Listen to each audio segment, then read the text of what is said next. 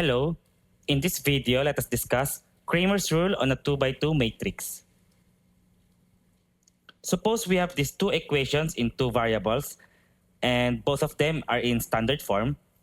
From the previous videos, we have discussed how to solve them using either substitution or elimination method. But we can also use the Cramer's rule or the matrix method to solve them.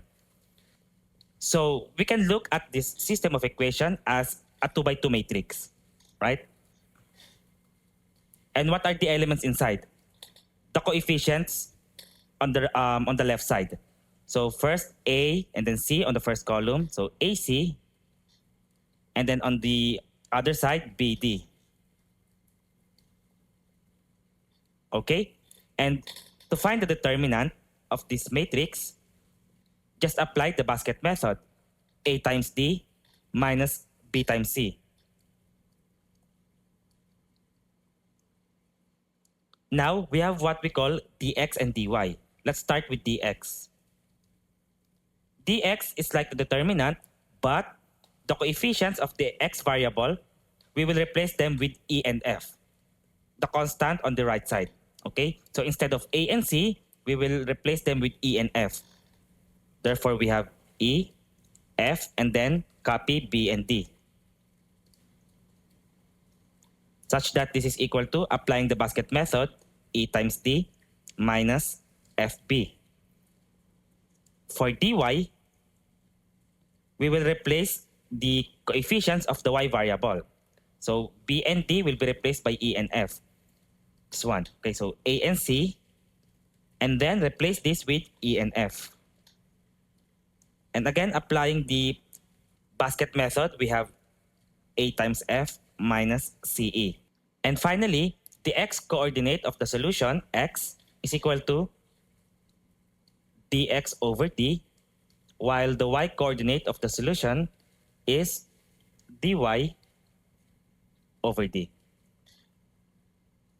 This will be the solution of our system of equation. Now, let us try to apply this concept. Let us solve this system.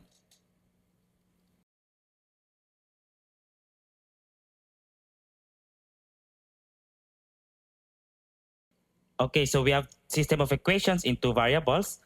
So we have to find the determinant first of the left side. The determinant, just write the coefficients. 9, 3 for the first column, 4 and negative 5 for the second column. So 9, 3, 4, and negative 5.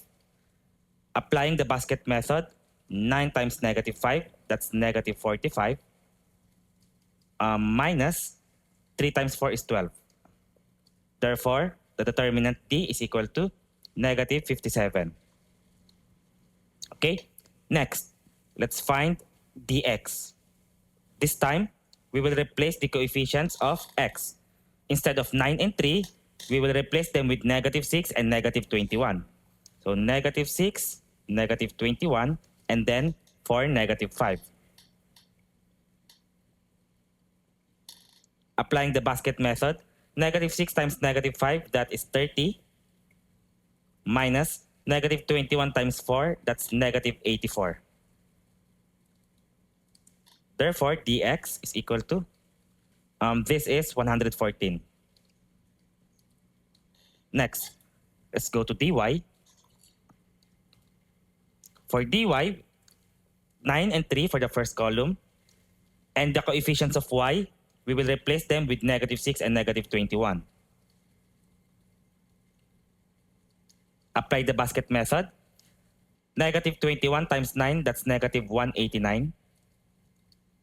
And then minus negative 6 times 3, that's negative 18. Calculate this expression, you will get negative 171. And therefore, we can now find the coordinates of the solution. The x-coordinate is equal to dx over d, which is equal to 114 over negative 57.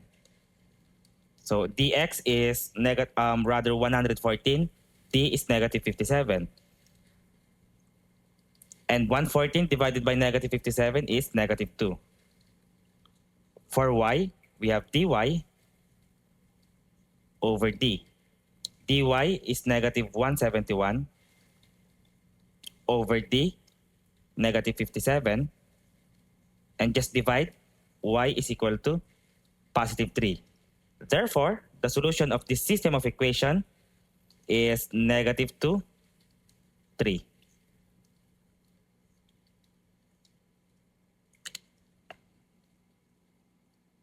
Next, let us try the system.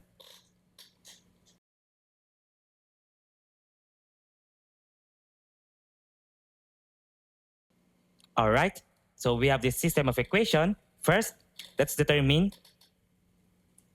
the determinant. 3 and 2 are the elements in the first column, while negative 4 and 5 for the second column. 3, 2, negative 4, and 5. Apply the basket method. 3 times 5 is 15, minus 2 times negative 4, that's negative 8. Therefore, this is equal to 23. Next, dx.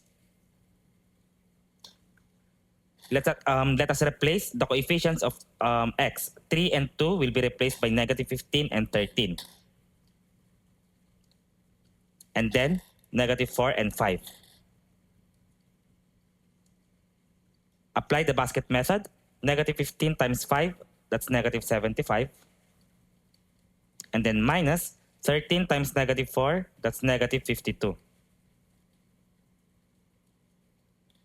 Therefore, dx is equal to negative 75 minus negative 52, that's negative 23. All right, let's proceed to dy.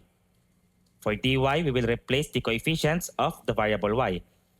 First, copy 3 and 2 and replace negative 4 and 5 by negative 15 and 13. Apply the basket method. 3 times 13, that's 39. Minus 2 times negative 15, that's negative 30. So this becomes 39 plus 30. Therefore, dy is equal to 69.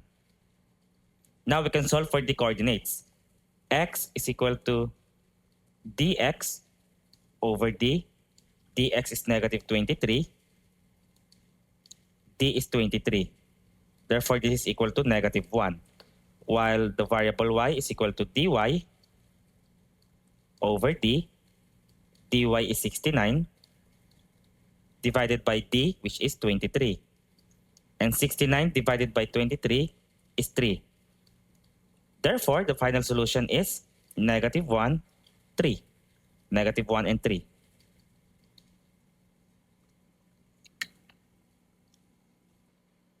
Another example.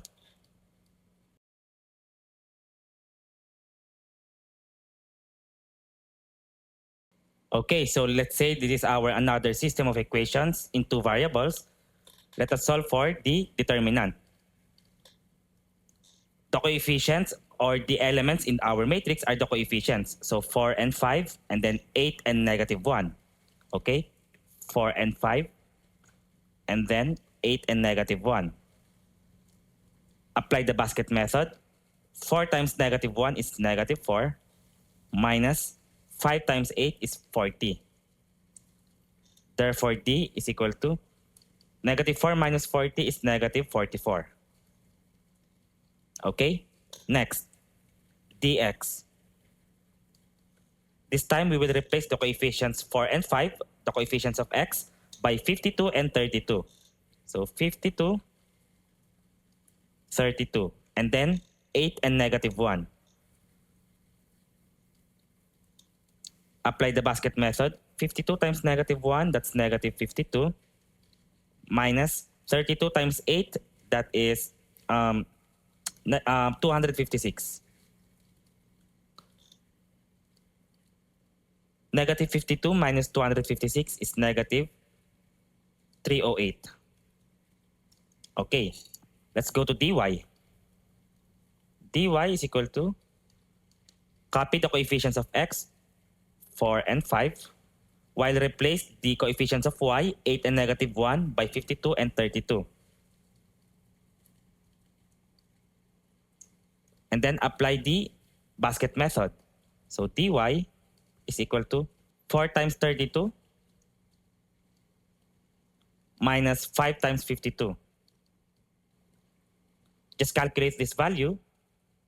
Dy is equal to negative 132. Okay, now let's solve for x. X is dx over d. Dx is negative 308, while d is equal to negative 44. Negative 308 divided by negative 44, that is positive 7. And for y is equal to dy over d.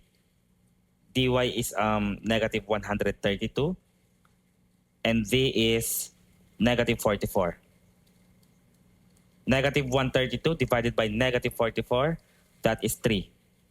Which means the solution is the point 73. 7, 3.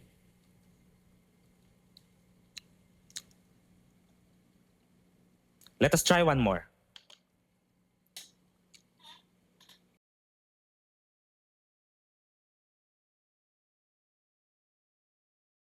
All right. Another system of equation, our last example. So let us solve for the determinant d. D is equal to, write the coefficients 6, negative 15, and 3, negative 4. Perform the basket method. 6 times negative 4, that's negative 24. And then minus negative 15 times 3, that's negative 45. D is equal to negative 24 plus 45, that is 21. Okay, next, solve for dx. For dx, we will replace the coefficients of x. 6, negative 15 will be replaced by 12 and negative 2. 12, negative 2, and then 3, negative 4. Using basket method, 12 times negative 4, that's negative 48. Minus negative 2 times 3, that's negative 6. Dx is equal to negative 48 plus 6, that's negative 42. Okay, let's go to dy. For dy, we will replace the coefficients of y. So 6, negative 15, copy 6, negative 15, and then replace this 3, negative 4 by 12 and negative 2.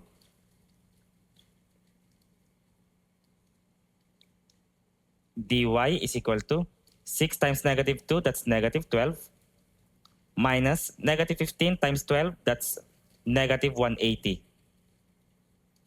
Negative 12 plus 180, that's 168. So dy is equal to 168.